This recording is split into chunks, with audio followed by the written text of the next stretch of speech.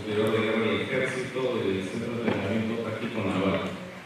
El que les habla es el contraalmirante del Carpio Sala, director de la Escuela Superior de Guerra Naval. Nuestra misión es preparar a los oficiales de la Marina y Guerra del Perú, pero también tenemos dentro de nuestro grupo de alumnos oficiales de la Fuerza Aérea del Perú, del Ejército del Perú y de la Policía Nacional. También contamos con la presencia de un oficial de la Armada Argentina, que está acá presente. Cada año nos dedicamos a preparar en educación militar a oficiales de diferentes grados, empezando desde grados de teniente segundo, teniente primero, capitanes de corbeta hasta capitanes de navío y coroneles. Una de las bases o el principio fundamental de la existencia de nuestras escuelas superiores de guerra, tanto del Ejército, la Fuerza Aérea y de la Marina, es enseñar los conceptos de planeamiento y guerra y los conceptos de juegos de guerra. Y es por eso que estamos aquí convocados. El año pasado creo que hemos dado un gran avance adelante. Hemos podido organizar el primer simposio de juegos de guerra, que duró 3 días acá.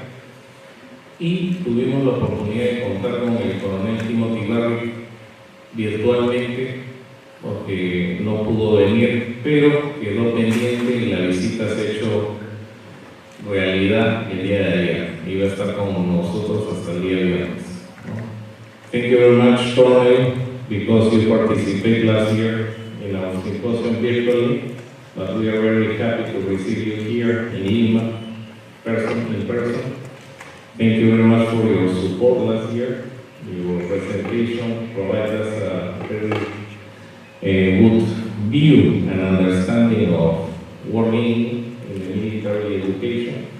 And today we have here in this auditorium officers from the Navy, Air Force, Army, and the police, the Coronel Police. Also part of the professors of some military education centers and also the tactical center.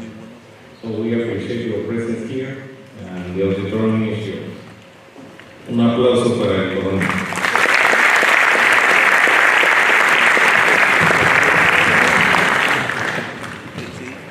Thank you, Admiral DiCaprio, and thank you for the invitation to present to you today on wargaming. Good morning, admirals and generals, and to the audience. So truly a pleasure. I was telling the Admiral, this is my first time in Peru and first time in South America. I've traveled a lot of the world, but never in South America, so truly a pleasure to be here today. I want to extend greetings from Marine Corps University, and Admiral, I appreciate your passion for wargaming, and it is great to see someone that shares the passion for wargaming and the power that it can have in shaping military decision-making and warfighting concepts. So this morning, I hope to present to you and help convey what wargaming can do and some of the opportunities that wargaming presents, also some of the challenges. I'm going to talk about Wargaming 101, a very basic presentation, but you'll note the 201, I am going to get into some advanced concepts. So I will cover the foundation first, and then we'll start to get into some advanced concepts related to wargaming and running wargaming events. What you see in the pictures here is a progression of generations of wargaming.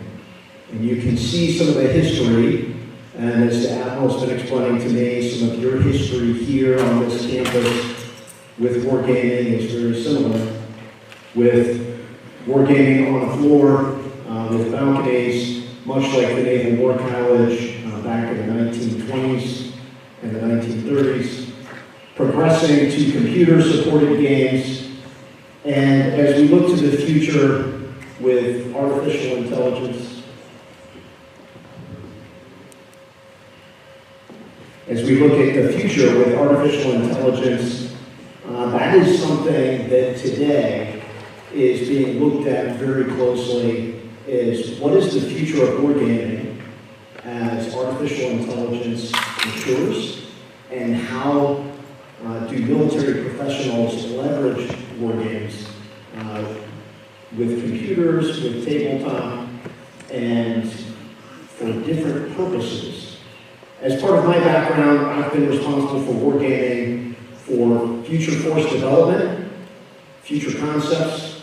I was at the Marine Corps Warfighting Lab as the wargaming director, and we did wargames looking at future warfighting concepts and force design. Now, my current job, I am focused on wargames for education, military education, two very different purposes, but a lot of commonality, and I'll talk about some of that as I present. I'll grab the laser pointer. If you could go to the next slide, please. So the agenda, we're going to talk about wargaming. I'm going to get into why wargaming and how. Then we'll talk about different wargaming methods. I will then spend some time talking about the operational wargame system. I'm the lead designer for the operational wargame system. I will explain to you the basics of what it is. And then we will wrap up with how to run a wargame event, and I'll give you some examples. Next slide. Next slide. So first on wargaming. As mentioned, wargaming can be done for multiple purposes. First off, force development. Militaries have to understand what is their role in national defense. What is a warfighting concept? How do you fight, or what threats might you face in the future, and how do you fight against those threats?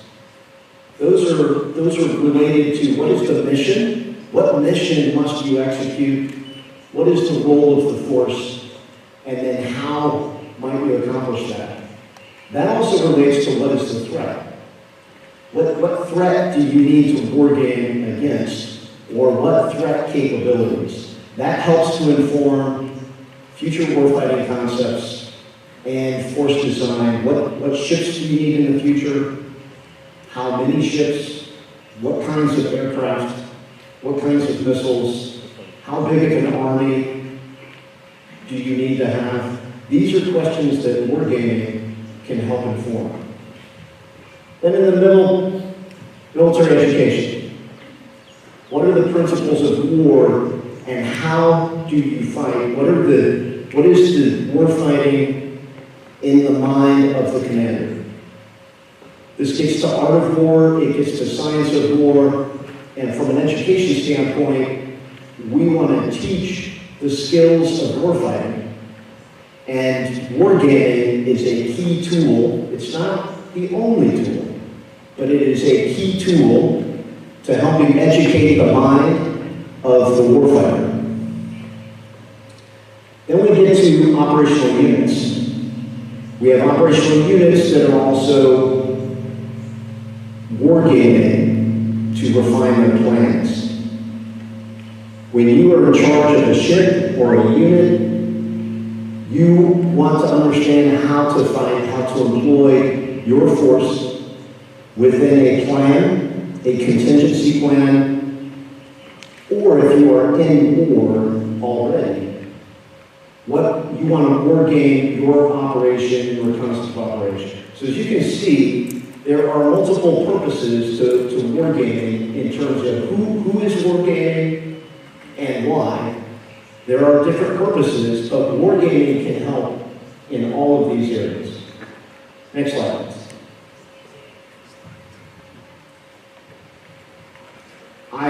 I always like to start with why. Why wargaming?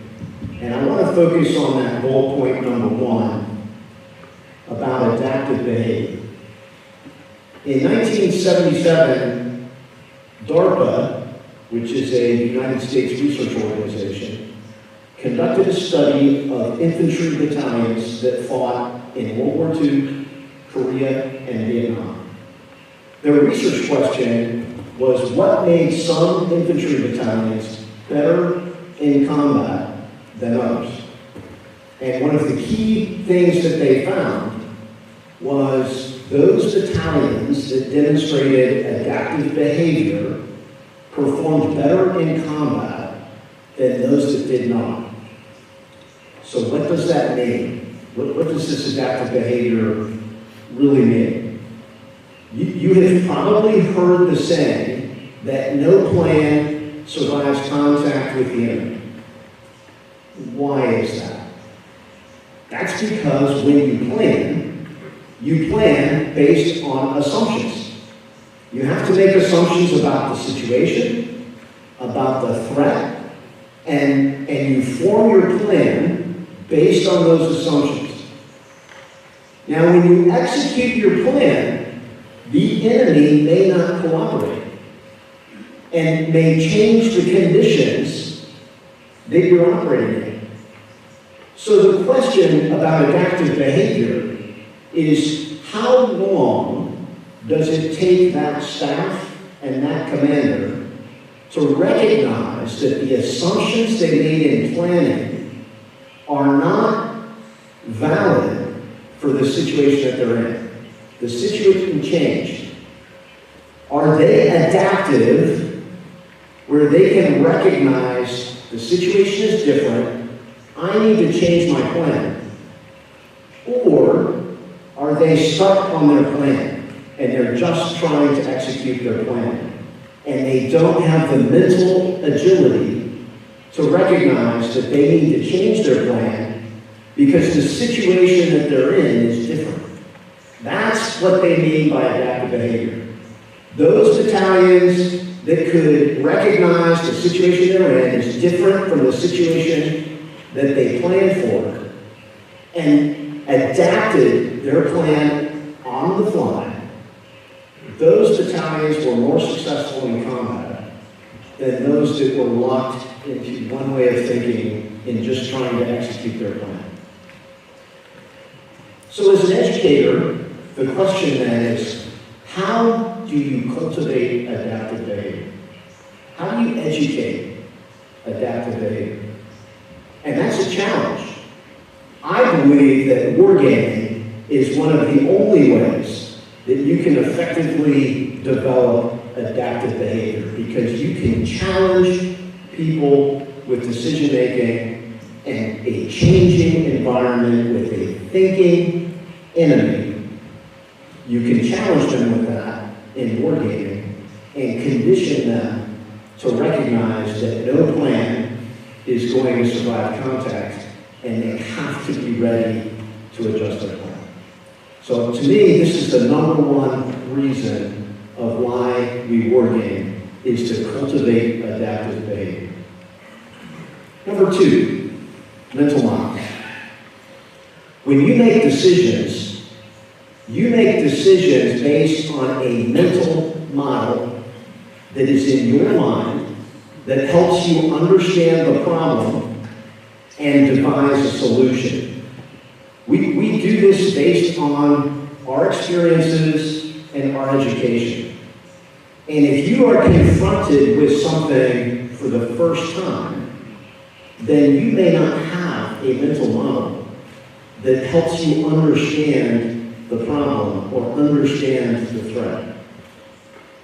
This is a really important part of wargaming, that if you wargame many different ways to look at a problem, you might get it right and have the mental model that if you face that same problem in war, you have a mental model that helps you quickly understand and quickly devise a solution. If you don't wargame, how do you develop the mental models for a future war? If let's just say hypothetically, there were a war between the United States and China in the future, hypothetically. How do I understand, or how can I understand the problems that we might face if we don't wargame that kind of problem? Every military has has to do this with hypothetical threats, hypothetical circumstances, so that you can cultivate those mental models in your mind. The risk of surprise. So there's a famous saying by Admiral Nimitz that in World War II, nothing that happened in the Pacific was a surprise to the U.S. military, except for the kamikazes. That was the one thing that the military did not think about and wargame against, was the kamikaze threat. But everything else, they had wargamed, and therefore they were not surprised, and they were able to quickly make decisions. That's what this number 2 is talking about, is wargaming helps you develop mental models. Now let's talk number 3. And by the way, I'm spending the most time on this slide, okay? Because I think this is the foundation that you have to understand is why wargame, what is the value, what's the benefit. So number 3, to know tactics, you must know weapons.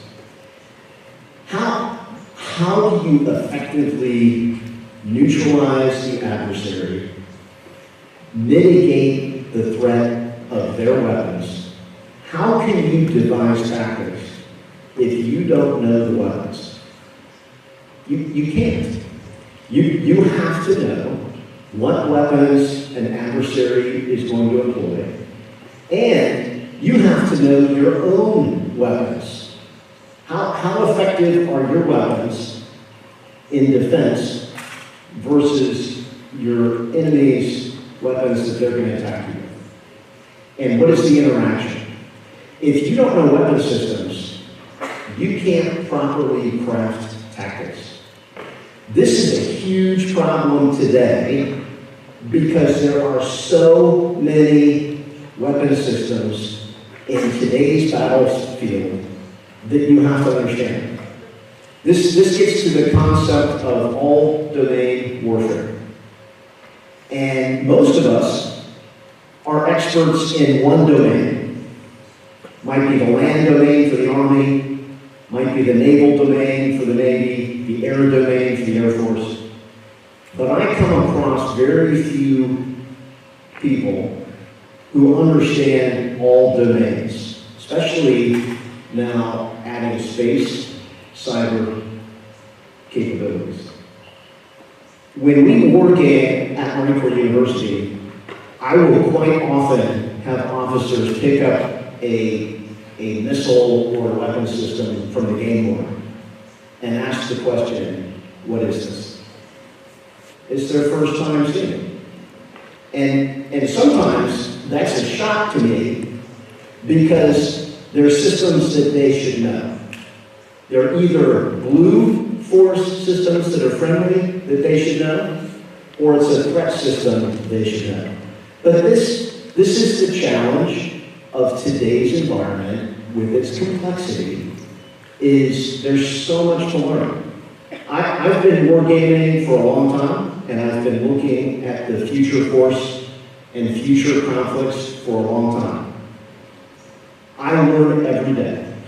I never run out of things to learn because it's impossible to get your mind around all of it. So this is the challenge, is how do you prepare yourself for a future fight when it is extremely complex? The only way to really learn it is to do it. But you can't fight with real systems in peacetime. So the only way to get that experience is through a virtual experience on a tabletop or in a computer game that helps you learn the weapon systems and the tactics. And I particularly talk about risk. The risk decision that a commander makes is one of the most important decisions that a commander is responsible for. When you are charged with a mission as a commander, do you understand the risks that your force is going to be exposed to accomplish that mission? That's a fundamental question that every commander must wrestle with, is risk to mission, risk to force. And this is that risk calculus decision that is the realm of the commander.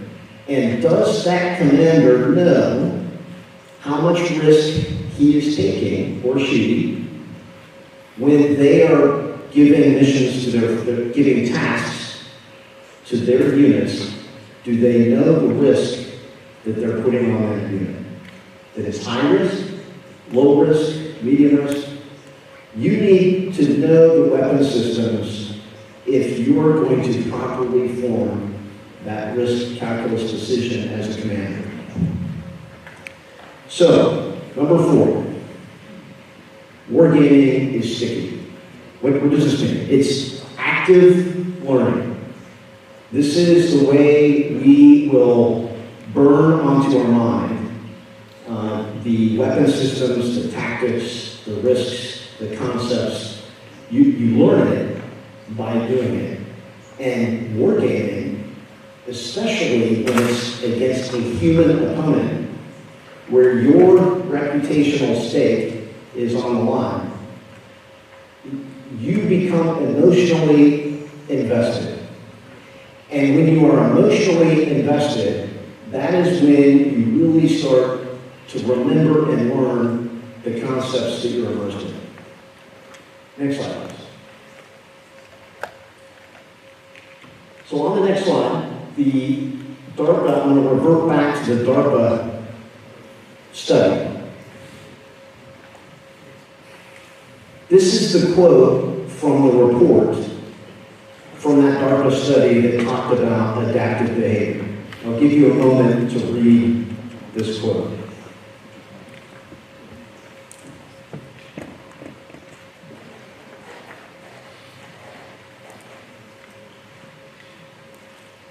Adaptive behavior, the ability to recognize a situation and react, is central.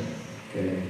The more we can show students, military professionals, different situations, they start to recognize patterns that help inform the mental models. Next slide, please. So this gets to the concept of the cognitive competencies of warfighting. What are those mental skills that are needed to be a commander, to be a decision maker?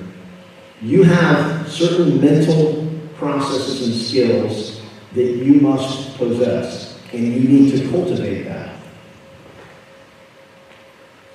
These are different wargaming tools.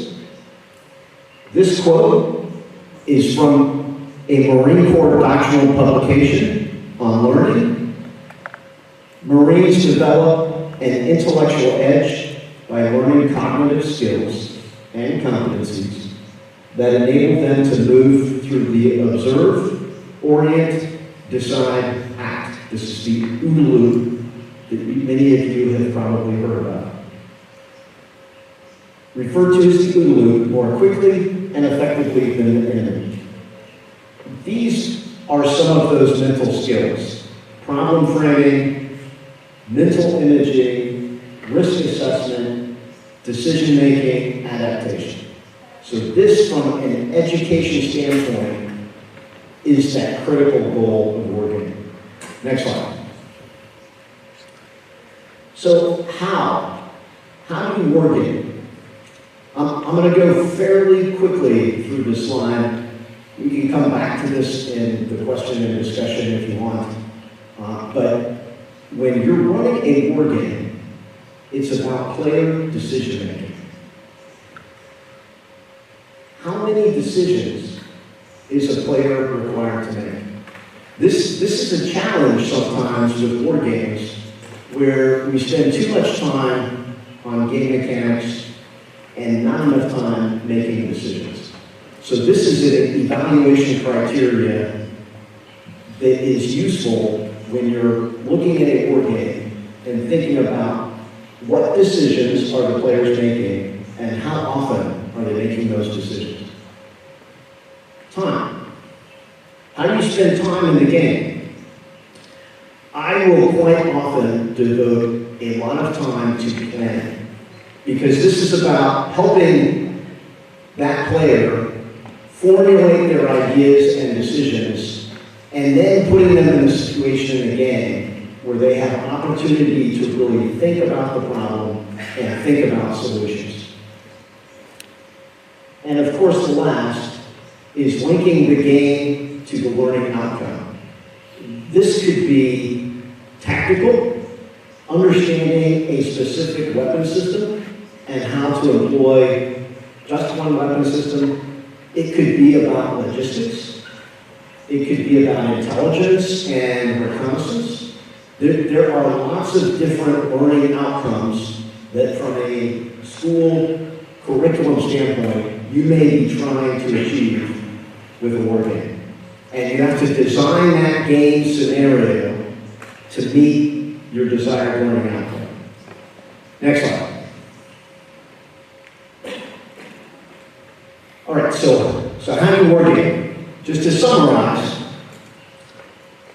cultivating adaptive behavior, you have to have fog of war. You cannot give perfect intelligence to the players. There needs to be some uncertainty about the threat, about what the threat will do, and about the situation when they're planning. Don't plan with perfect intelligence. Plan with uncertainty. Understand the threat. Decide what threat systems you want your players to understand and be challenged with, and include that in the game. All domain warfare. It's a complex battlefield, and our war game scenarios today need to include all aspects of warfare to help challenge players with all domain combined arms. Now, when you're running a game, there is an art to facilitation. The speed that you run the game, the adjudication process. Are you rigid? Are you not rigid? And I'll get into some of that. There is art to facilitation. Not everybody can do it, but it is something that is really important to a game, is that after-action process and the facilitation. Next slide.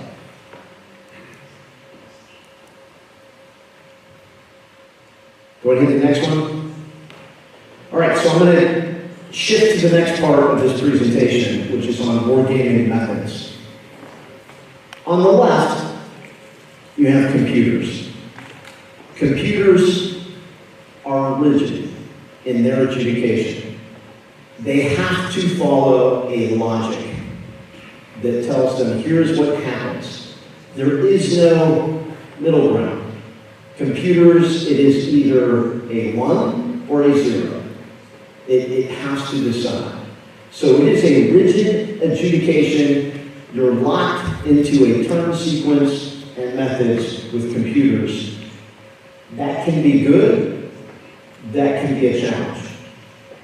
On the right, you have a seminar war game. This is where we might have a conversation. I might ask this side of the room, what do you think the outcome of a specific engagement is?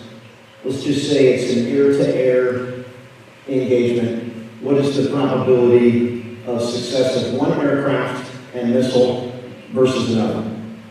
You may have an opinion. Then I go to this side of the room. What is your assessment of the probability of success? And why? What factors?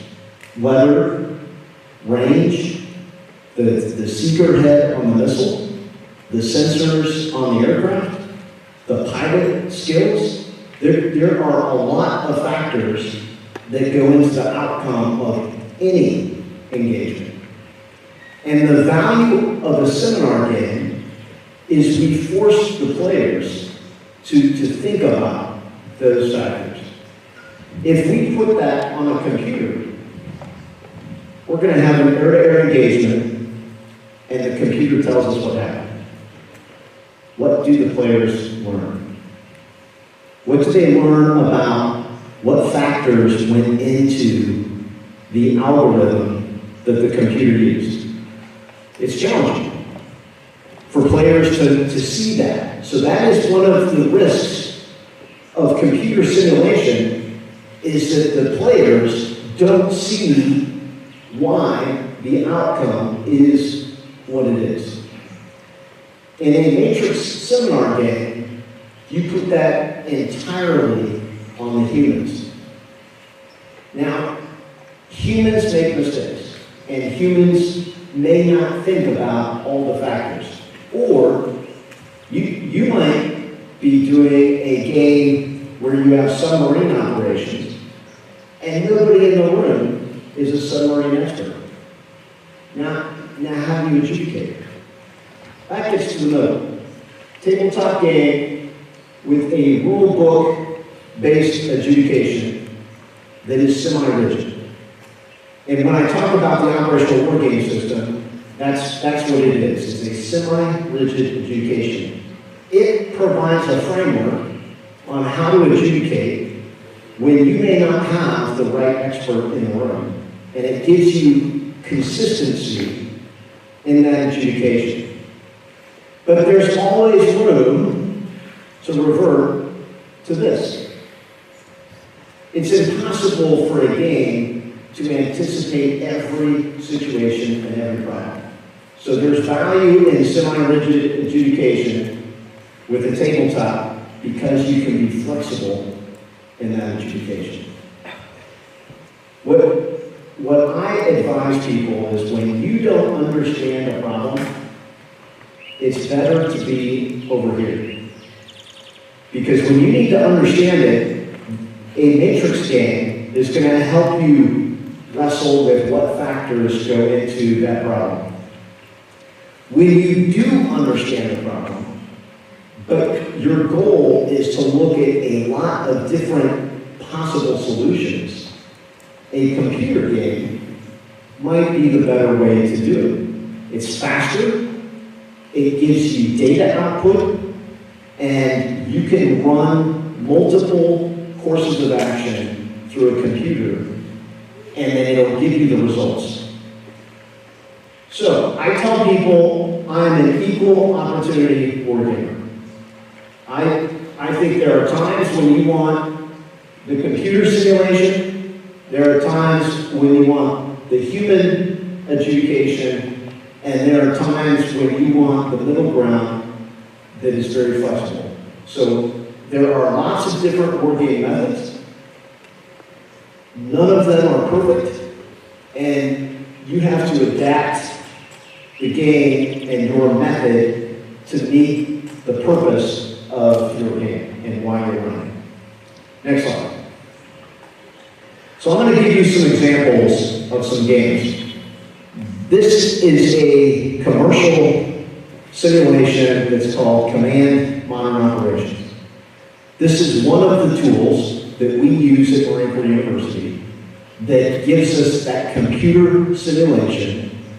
It's very high fidelity, lots of detail in this, and you can do real time, you can speed the gameplay. This is an example of a scenario from our Command and Staff College, Pacific Challenge. We have a fictional threat that is a fictional country called Indonesia that is on the island of Sumatra, and we're fighting a hypothetical situation, and this is an example from that game.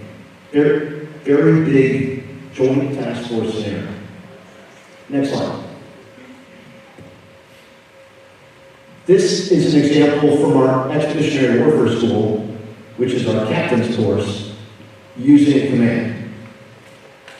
This is a more tactical scenario with an amphibious landing, about a Marine Expeditionary Unit, battalion size scenario, and we have used command to help model this problem. Next slide. This is the operational wargame system, tabletop.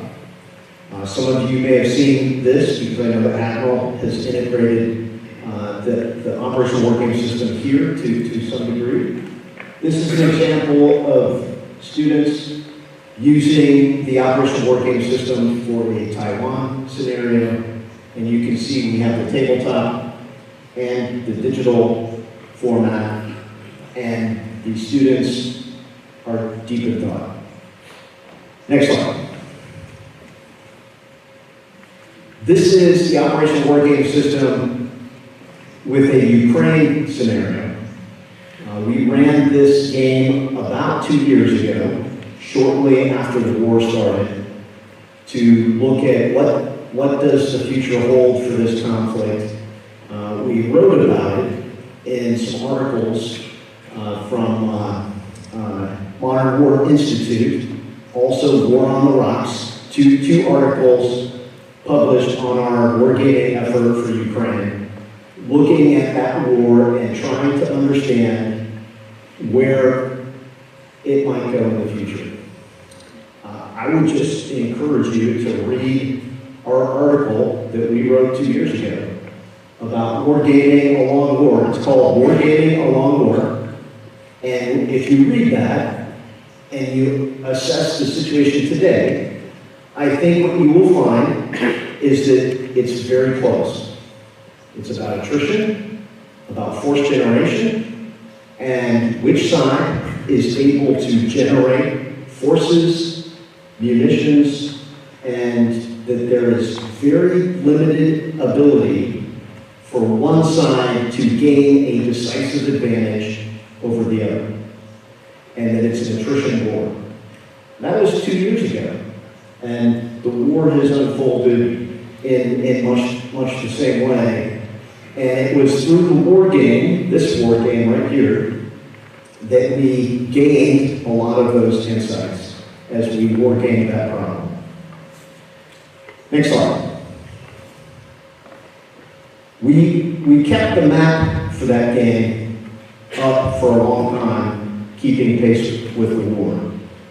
We don't have that up anymore, but we still have this game system. The orders of battle have changed dramatically, as much of the starting force in that conflict has suffered attrition, and new units have been built. We have not kept pace. It's been a challenge from an open source information to keep pace with the conflict. But we still have the game system, it is still useful, and we have run some scenarios still. Next slide. Okay, let me talk computer game. So,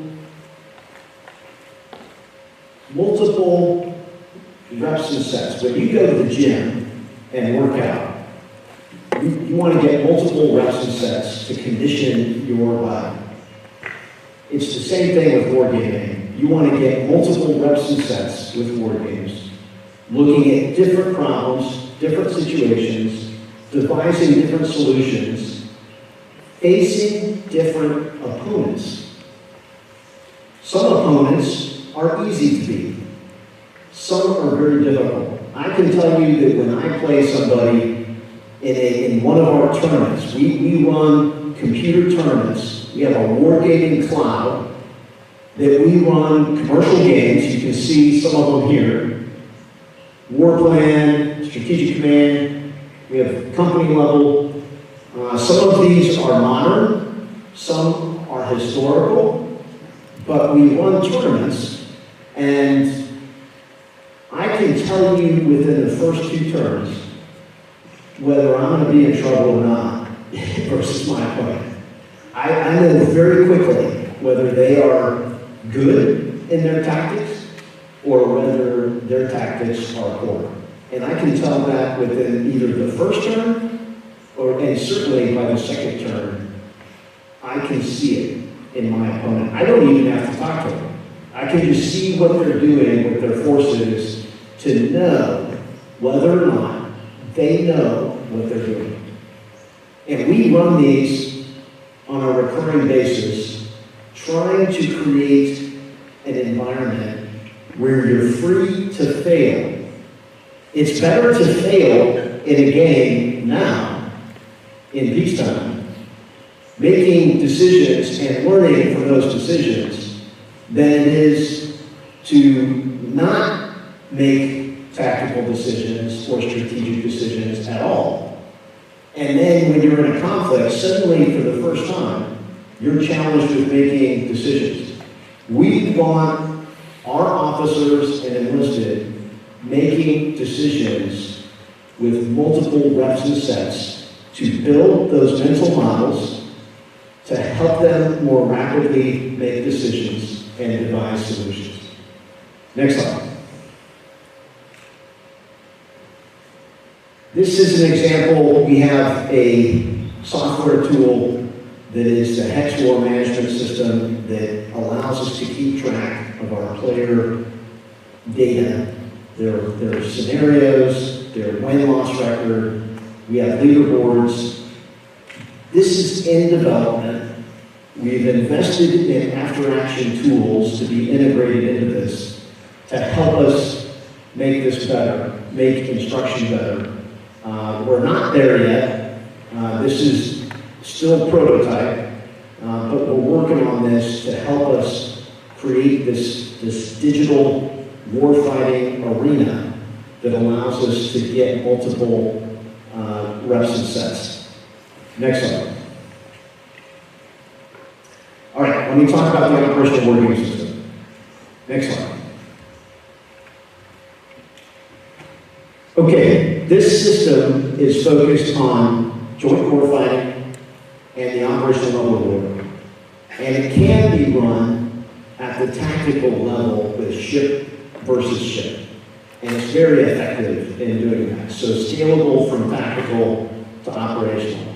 Some of you are going to be participating this week in some training in this game system that we'll do over the next few days. There are multiple game modules. Assassin's Maze focuses on a hypothetical war in the Pacific between the US and China. Taiwan looks specifically at Eastern Theater Command for China and Taiwan and what an amphibious operations scenario might look like. War on the Steppes, this is the Ukraine game I talked about. And Griffin's Mace is war in Europe, which is between Russia and NATO. And then there are multiple small box expansions from Iran.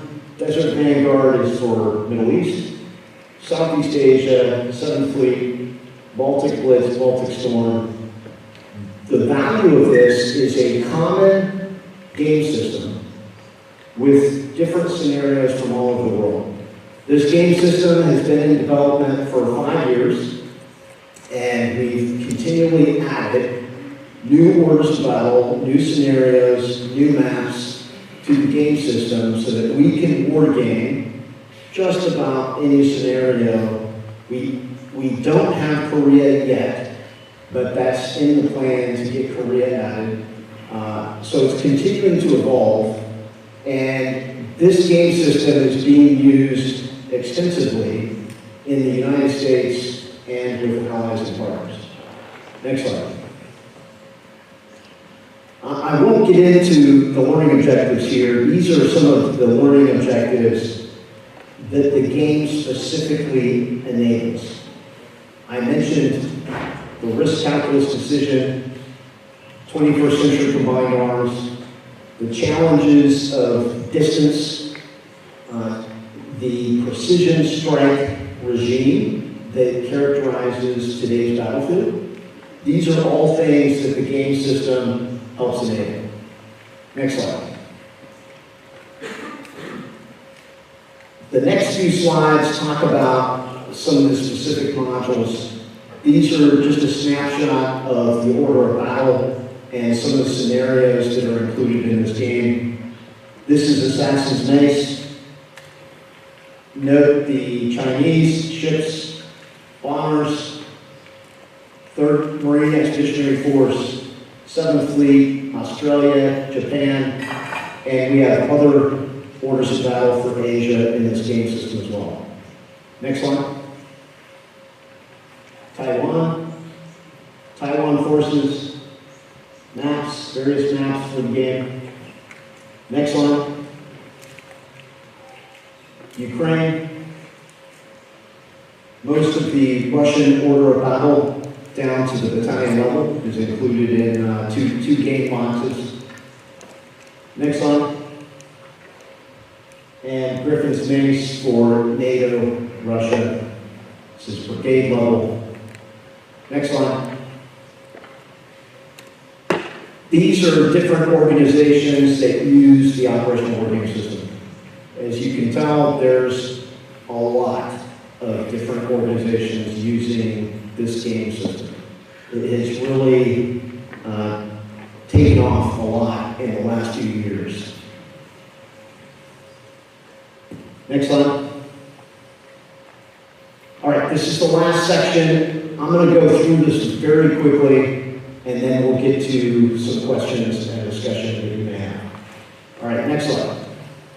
All right, this is a framework for a concept game using command modern operations computer game.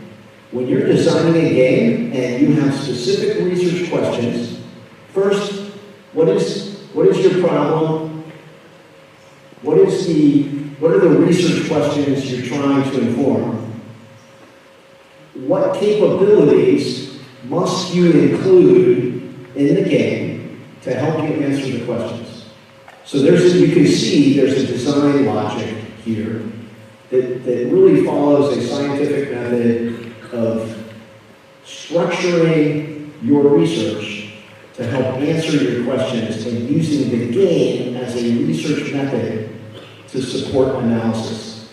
And you have to make sure that your data in the game, either unclassified or classified, your data about aircraft, missiles, ships, what data values are you including in the game?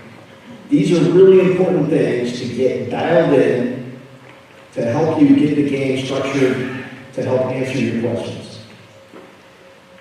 Next slide. What portion of a conflict do you want to look at? Are you looking at the road to war? Are you looking at posturing forces for action? Is it a mobilization timeline that is something that you need to explore? Is it shaping actions? Is it decisive action?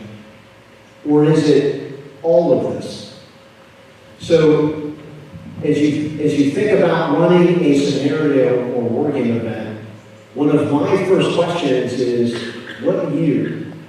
What year are we talking about? Because that informs what weapon systems you include, what order of battle you include. If we're running a game that is today a fight tonight scenario, that may be very different from a game that is 10 years from now in the weapon systems that may be on your ships, your composition of your army, what aircraft and missiles your Air Force has, what year you're fighting a game scenario makes a huge difference. That's one of the first questions I ask. And then, what portion of the conflict do we want to look at? The early stages, is it a deterrence game, and we're trying to deter conflict, and we want to answer research questions about how do we use military power to deter a conflict without provoking a conflict? Because quite often in a game scenario, that's what I see happen. Players will position forces to deter, but the opposing side perceives that as an escalation and a provocation. So we get some really interesting insights into the difference between one side's intent and the perception of what that looks like in the opposing side? Or do you need to look at the conflict itself? So where are you in the framework of your scenario is an important question. Next slide. Time. This is one of the other key questions I ask. How much time do we have for the game? What that tells me as a game designer is how much time I can grant the players for planning to help them orient on the problem and devise solutions. And then what is my turn duration? Do I want to get through a year of conflict? Then my turns might have to be 6-month turns or 3-month turns. That Ukraine game I talked about, one of them, we tried to forecast 2 years into the future, and that required us to run turns that were 3 months long, very abstract. Many games that I've run were at a very tactical level where the turn is 1 day, and we're wargaming the opening days of a conflict. But it takes time to adjudicate that detail. So how much time does one turn expend in the game, and how much time do you have to run the game to enable the players to plan? Next slide. Player roles. How many players? And then what level of decision do you want them making in the game? Do you want them at the ship captain level, the fleet commander level, the theater level? Where do you want them making decisions? And then assign those roles accordingly. What you see here are functional, maneuver, fires, ISR, air, cyber, logistics. This is a single staff. And then supporting unit planners. I've also run games where a player is the air component commander. Another player is the maritime component. Another player is the land component. Another is the Joint Task Force commander. So what decisions do you want the players making? What organizations are fighting in the game? And make those assignments accordingly. Next slide. This is an example of how we've used command, the computer game, to support war games. Different methods. We've run it with one game cell, with 4 to 8 players inputting a plan into the game. We've run that same model where we have 3 different games running in parallel. So we get 3 different outputs that we can compare at the end of the game. And then we've run it with force-on-force multiplayer to really dive into the decision-making and dynamic interaction. Next slide. And this is an example of what a game room might look like, where you have a planning table. You might have blue cell, red cell, green cell, white cell, different computers, and you may be playing a computer game where the map table simply helps you plan, or this might be where you're doing planning on the computers, but the game is being run on the table. There's a lot of different ways to do this. Next slide. And this is where we transition to questions and discussions. So really what I've covered here is the basics on why I'm wargaming and how. Talked about different methodology for wargaming, from computer to tabletop to seminar, matrix games. Talked about the operational wargame system. And then I talked about some of the key design decisions. If you're running a wargame event, some of those decisions of how you put together a wargame event, and that was really my intent here for this session. So what I'd like to do is I believe we have some time, I think potentially 20, 30 minutes if we need to for questions, discussion. So open it up to any questions from the audience. Sir.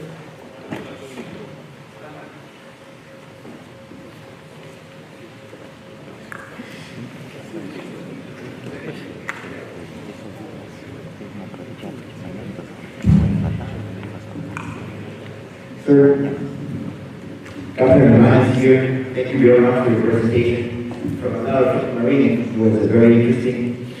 I actually have two questions, sir. The first one is related to the predictive nature of wargaming. You've mentioned that you had an article, or you presented an article about Ukraine. Where's the article? Because it would be really interesting to read that. And the second question is, from all the whys that you have explained, do you agree, or maybe that's what I understood, do you agree that predictive behavior or adaptive behavior is the best feature? Yeah, can you repeat your first question again? Oh, the first question, yes. You mentioned about an article about Ukraine. Where can we find it? Because that would be interesting to read. Yeah, I'm sorry, I didn't catch that. The article about Ukraine, sir. There was an article. Article. Yes. Yes. Sorry about that. So the articles on Ukraine, one is in War on the Rocks, and it's called The Wargame Before the War. And if you look up my last name, Barrick, you should be able to find that with Ukraine and War on the Rocks. That game was run just before the war started. And it was a very tactical game looking at the first few days of how a Russian offensive might unfold. The second article is called Wargaming, A Long War. And that is from Modern War Institute. And that one looked at an 18-month to 2-year projection on Ukraine. And then your second question related to adaptive behavior or predictive behavior, right? And what's an important caution about war games is I've seen too often that people will play a game and then they think they have it figured out of, okay, I played that game, this is what happens. I'm guilty of it. Many people that play games are guilty of it where when you run a game, you think now, because you've experienced that game, that that's how it will unfold. That's a dangerous assumption, right? Because in the end, we are going to get the game wrong in some way, right? Real life is much more dynamic and complex. A game is simplified.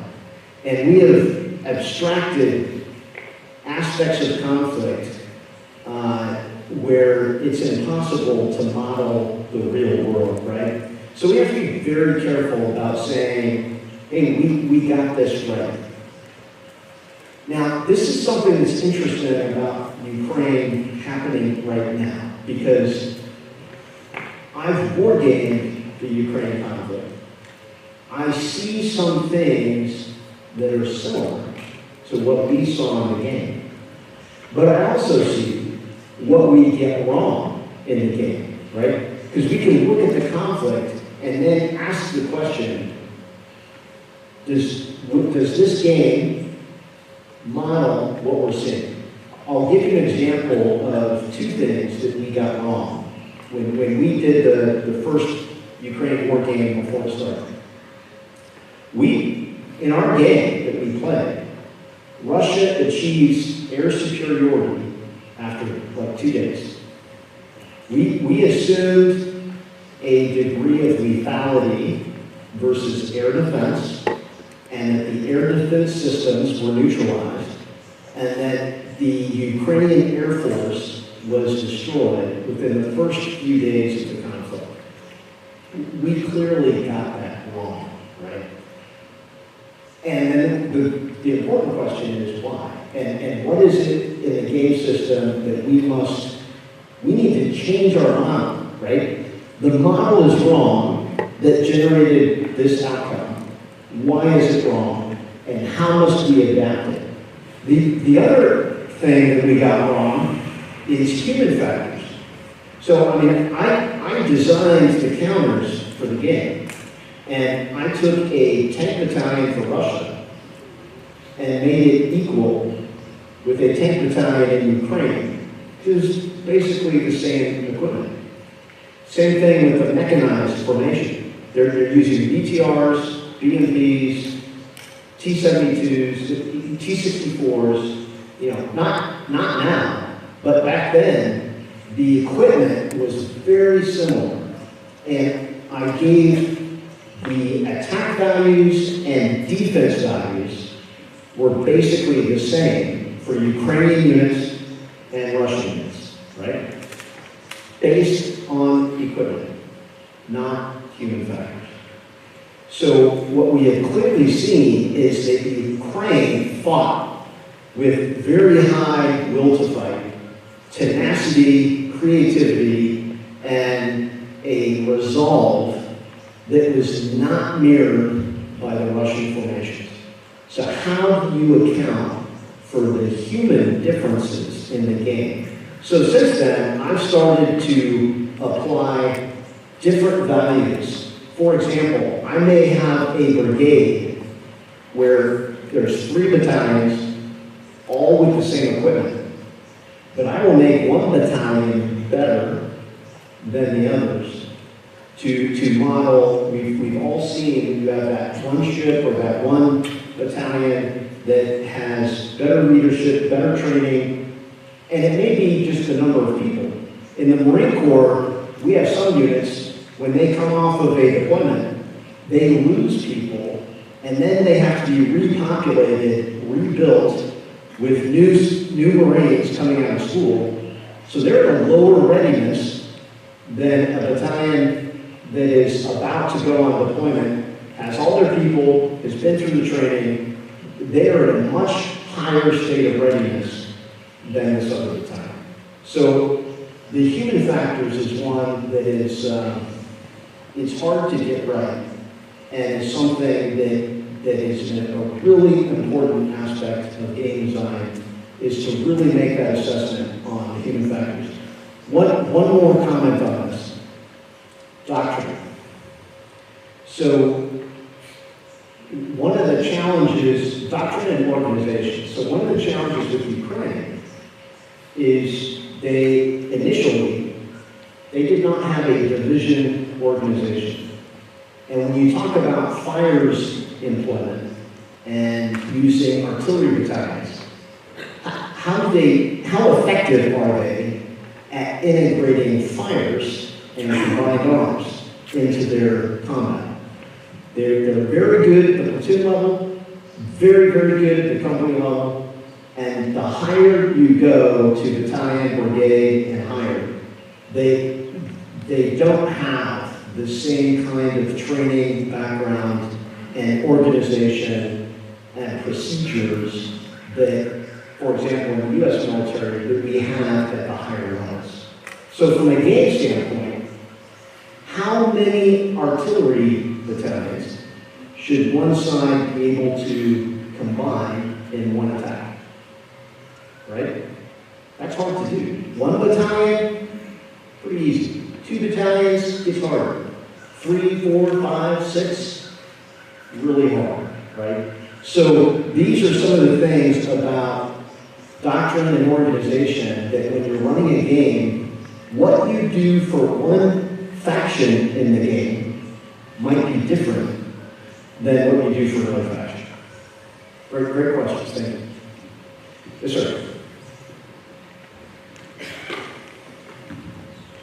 Good morning, sir. Lieutenant, I live in the Civics. So I have a quick question. Have you considered working with AI and MVP so that maybe be quicker in wargaming? Yeah, so the question is on artificial intelligence and making wargaming quicker. So the first answer to your question is we are exploring and experimenting with artificial intelligence. Right now, to a limited degree, specifically at Marine Corps University, the initiative that we looked at for this academic year was AI support to planning.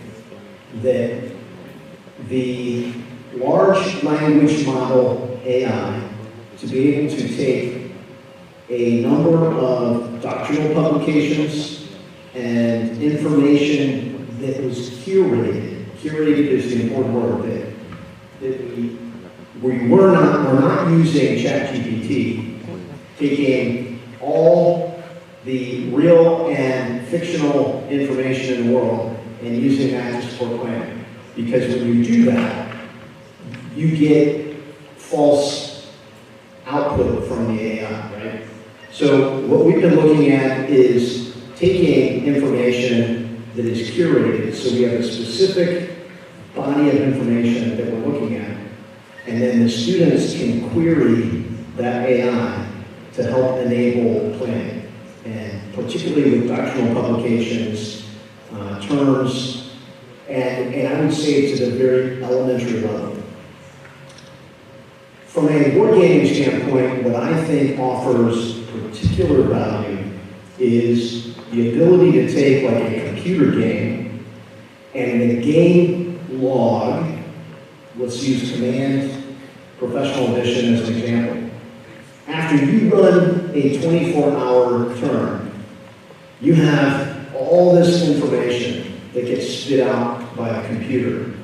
And what we have a hard time with is if we run a 24-hour turn, is then telling the story back to the players about what happened, right? Large language models can take a scenario log and distill it to summarize, okay, here's what happened in the last 24 hours. This ship got engaged by this many missiles, these many missiles hit, and the ship was sunk.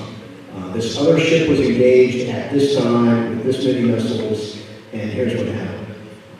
And AI can process that very quickly, whereas if humans are trying to decipher that, it's a challenge. So I think that AI offers multiple use cases of how it can enable games, from planning to the after action and playing back what happened. What I also think is an opportunity is a battle captain kind of mode where you're giving immediate situational awareness to a player. I liken this to Star Trek with Data, the character Data, right? He's on the bridge and he tells the captain, hey captain, you know, here's the odds of the outcome of this, or the threat has these capabilities that will be able to engage us in 3 minutes.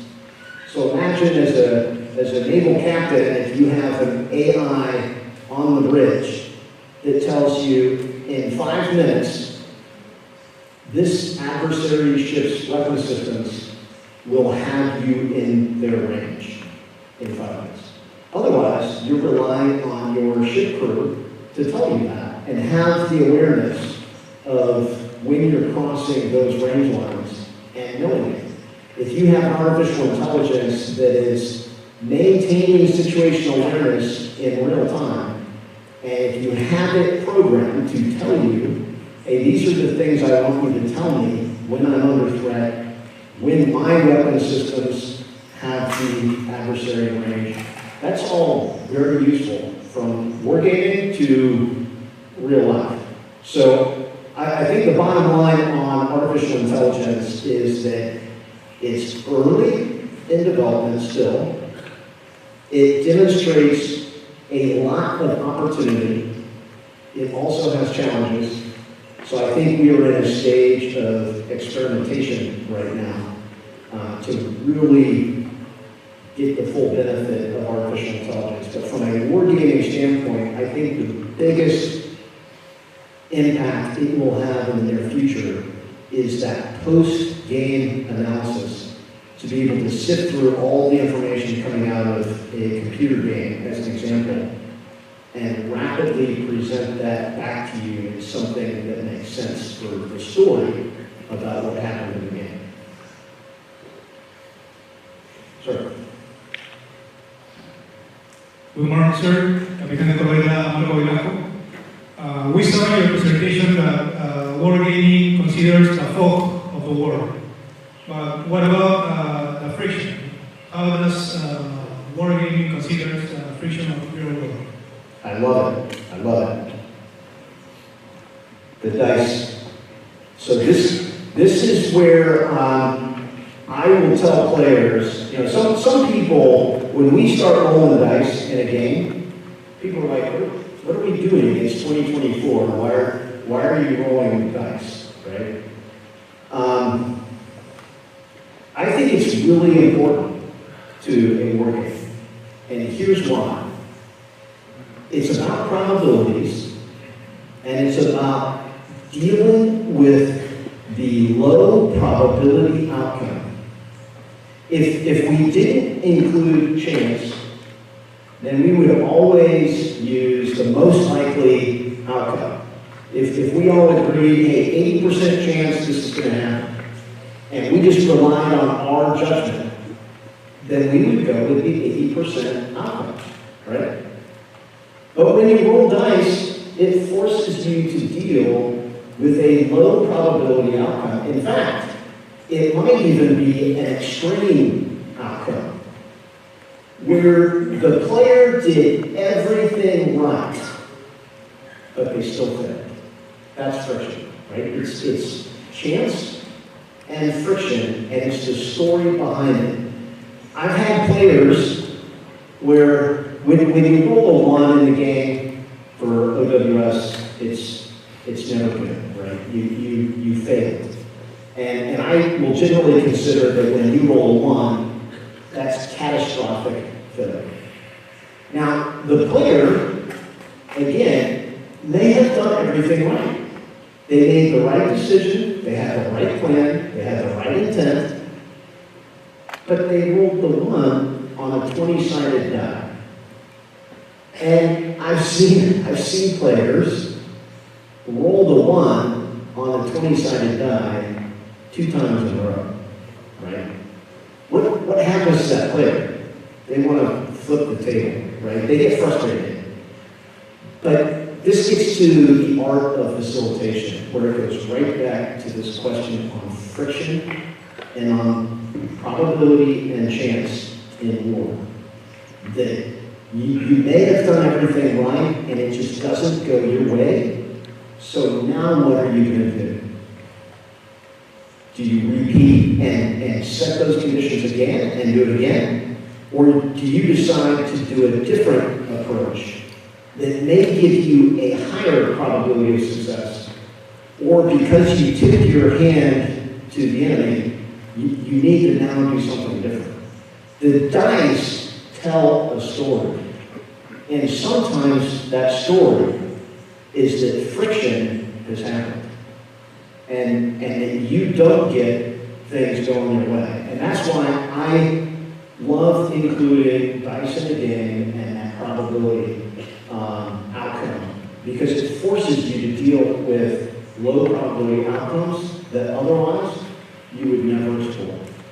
And you will then learn from that, and you will develop a new mental model based on a catastrophic outcome of what happens if everything fails. Now what do? You just developed a new mental model of what you will do in those conditions when everything goes wrong. So I think dice are really important to telling that story, and friction is really the key part of that.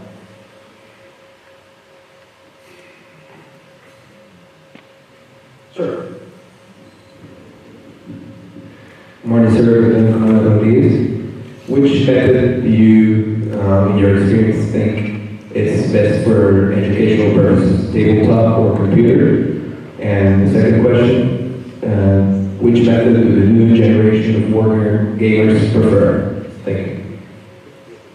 Okay, really good question on which methodology is better for education.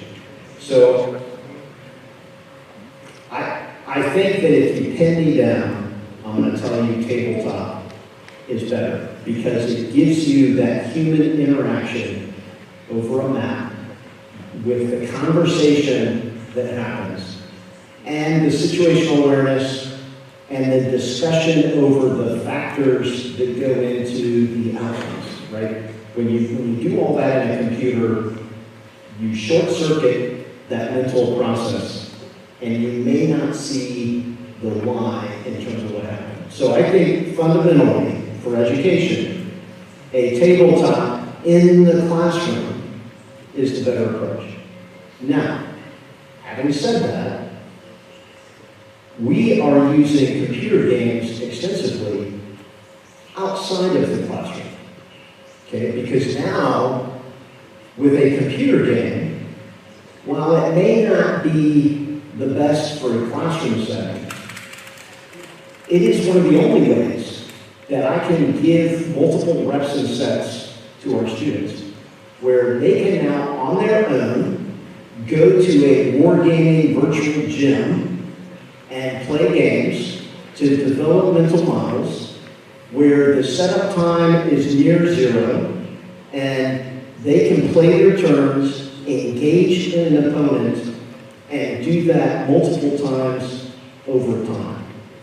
And start generating the data. Going back to AI, imagine now if all of you had to play a specific wargame scenario. And you all played it. And then you were able to query the AI and say, hey, how did I do relative to everybody else's game? And maybe you did terrible, right? And they said you were in the bottom 5%. And now imagine the power of you as a student being able to say, well, show me how the top 10 did it. And that the computer could pull up and now show you what the moves were for the top 10 outcomes. And you could then compare what you did with what the top 10 did, right? And learn from that and go, oh, I see where I went wrong. This is the difference in going to a gym where you work out on your own and you get a rep and set in the gym, but you don't get anybody giving you feedback and telling you how you did. But there will come a day, we're not there yet, but I think in the next year or two, where we will be at Rainbow University, is we will be able to provide this kind of feedback to a student, where everybody is playing the same scenario, and now they can compare how they did with the other runs and learn from that. And I think there's tremendous educational value from that computer game experience that we would not have if we didn't have computers. So,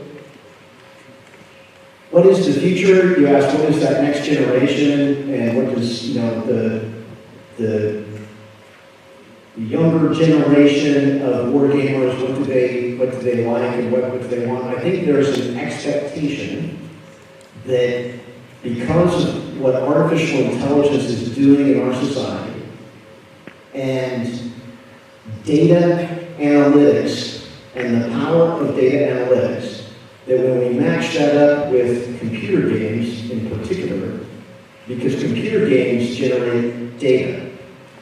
A tabletop game, it is really hard to generate data out of a tabletop game. It can be done, but it's very time consuming and meticulous. So I think there's an expectation that we're doing more computer games and AI-enabled games, but again, I'm an equal opportunity wargamer. There is power in the tabletop that I think the wargaming community made a mistake about 25 years ago when there was an assumption that computer wargaming was where it was at. That was the kind of wargaming we should be doing. There was an expectation that computer gaming was the way of the future. I think what we're learning now is that that was a false assumption. That as humans, and because of how adjudication is done in games, there is value in running a game on the tabletop. But I think we need to also leverage the value of what a computer game brings, especially coming in the future. So, computers allow us to tap into time outside the classroom. Tabletop, I think, is the best way in the classroom to generate learning. All right, we probably have time for one more. Sir. Good morning, sir. Ensign Villalobos. Espérate el micrófono.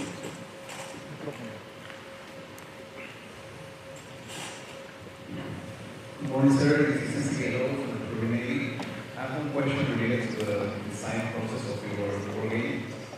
So, as a lead designer of the Operational Wargame System, I wanted to know what were some of the key challenges that you faced in designing the game, and elaborate the adjudication process between all the ways of warfare, including that we have now the cyber warfare and the space warfare.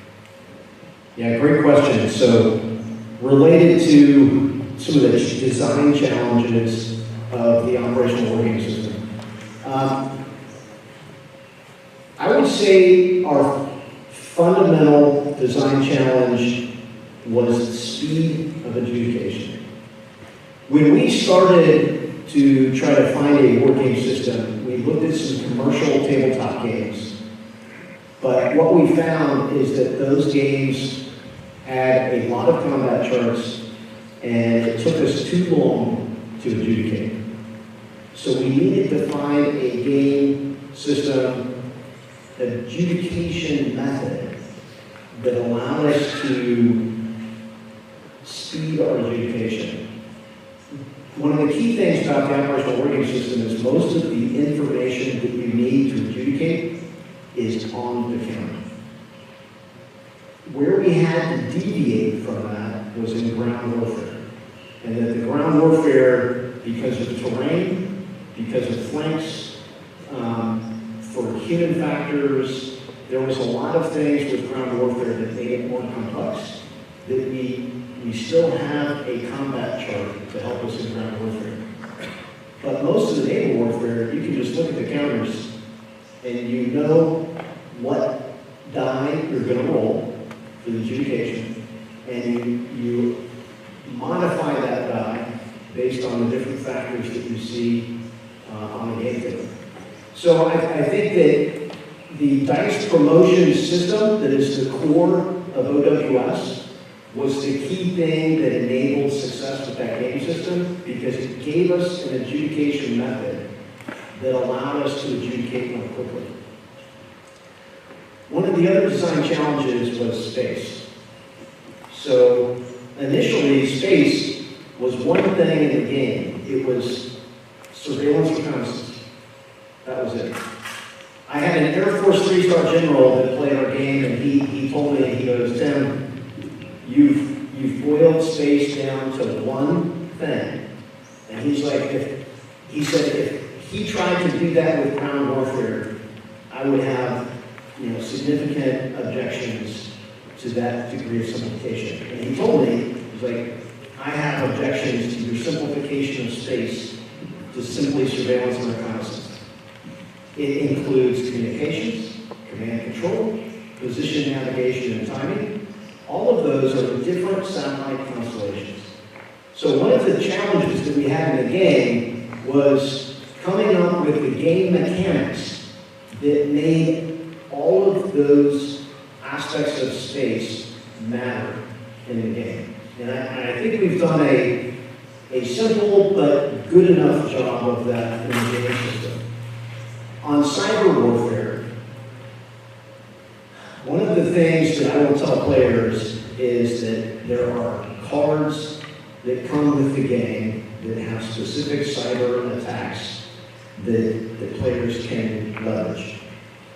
But we only include in the game box about 8 cards with cyber attacks.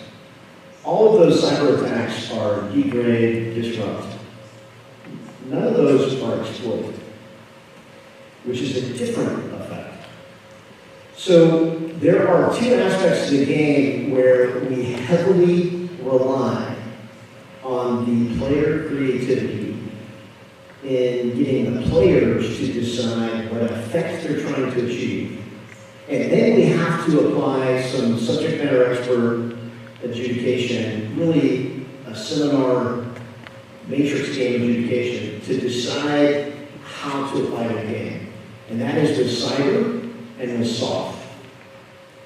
We don't want players to limit their thinking and to hand them a script of, okay, well, here are your 6 cyber actions. Pick what we want to do with cyber, right? We didn't want to limit that. Same thing with soft. We didn't want to limit player creativity with soft. So we tell players, hey, you decide what effects. You can use the tools that we've included in the game, but those are simply a guide to help you decide what we can do within the game system. But we want you, the player, to decide in the end what effect you want to achieve with soft and cyber, and then we creatively adjudicate that in the game system. The Admiral will like this one because submarines is frankly one of the hardest in the game to get the rules right. I would say that initially it was too easy to detect submarines in the game. And submarines were dying at a rapid rate in our game system because the signature was not, it was not hard, it was too easy to detect. So we tried to get that right by adjusting some of the dice and signature values for submarines.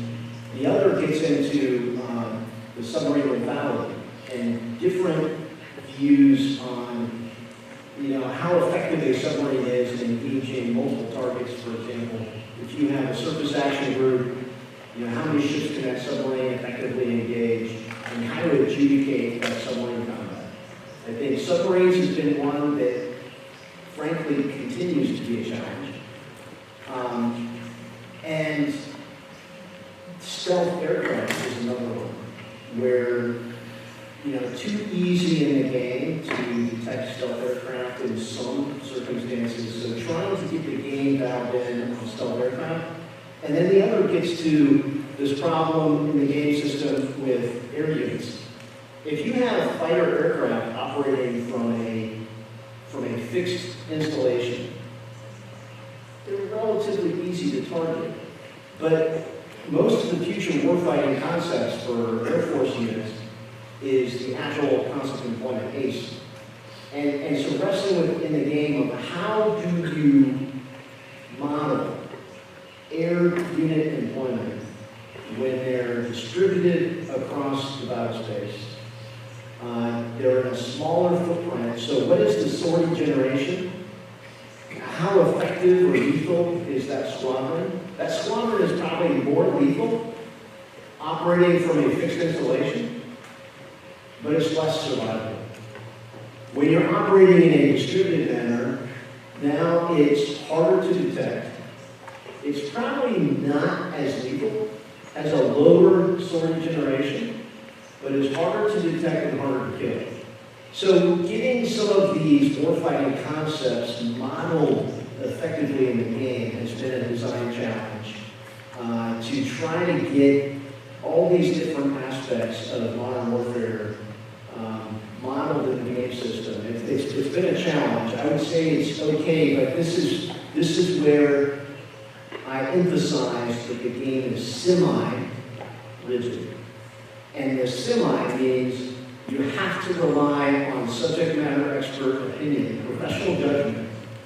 That when something happens in the game and you're like, you know what, this just doesn't seem right, that you then feel comfortable to leverage the expert in the room to say, what do you think? You know, maybe it's a submarine engagement and we're not certain the impact of weather on the ability of that submarine to engage that surface ship. And maybe it's a 20-foot seas. And if the adjudicator doesn't know that, and the rules don't say it, what do? Well, if you have a submarine driver in the room, you go, hey, what do you think? And you get that integrated in the game. That's the important, that's why I say the semi-rigid aspect of the game is so much power, because it is, the battlefield is so complex that you cannot write a rule book for every situation.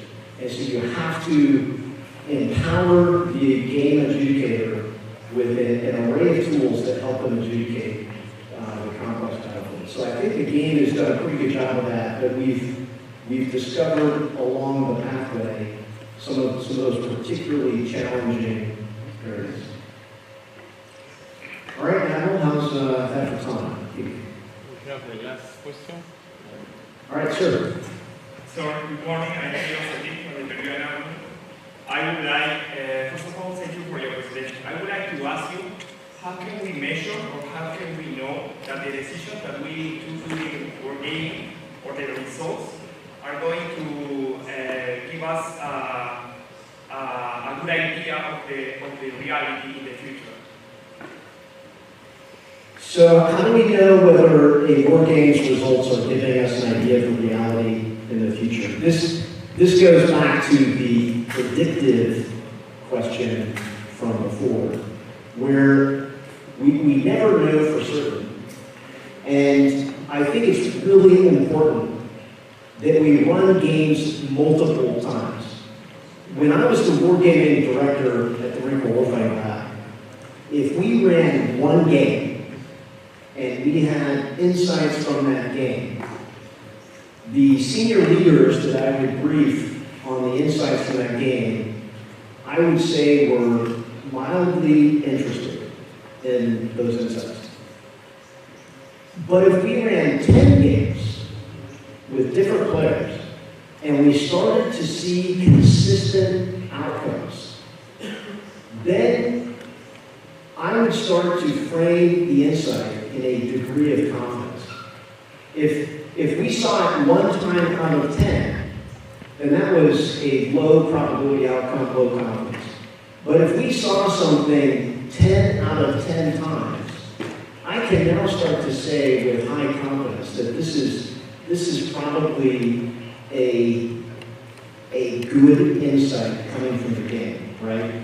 Because we have multiple data points that arrived at that same conclusion, and I can then have high confidence in the outcome. So I think iteration, the number of times that you run a game, is really important.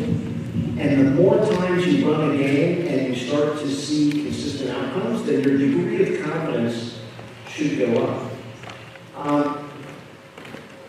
I think it's important to caveat this with the assumptions that go into the game. We may have some factor in the game that is completely wrong.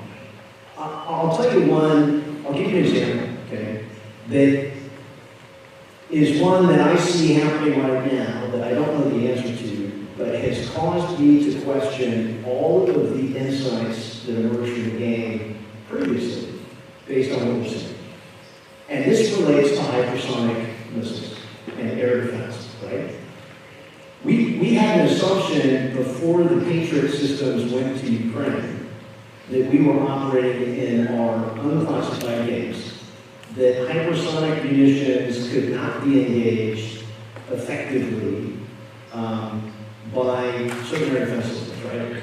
But what we're seeing happening in Ukraine is now challenging that assumption, and that perhaps the air defense systems are more effective in dealing with certain threats that are hypersonic. Just because it's hypersonic doesn't necessarily mean anymore that it cannot be engaged by today's air defense systems.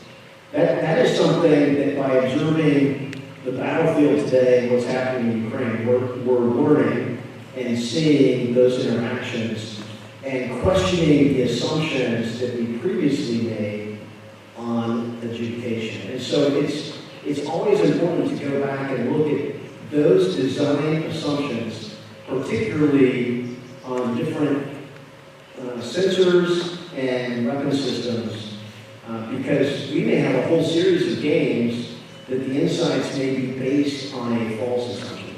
And we have to constantly question the assumptions and revalidate the assumptions that are going into the game design. And that's a constant in wargaming, right? You never arrive at a perfect state where your model is perfect. That doesn't happen. All models are wrong, but most are useful.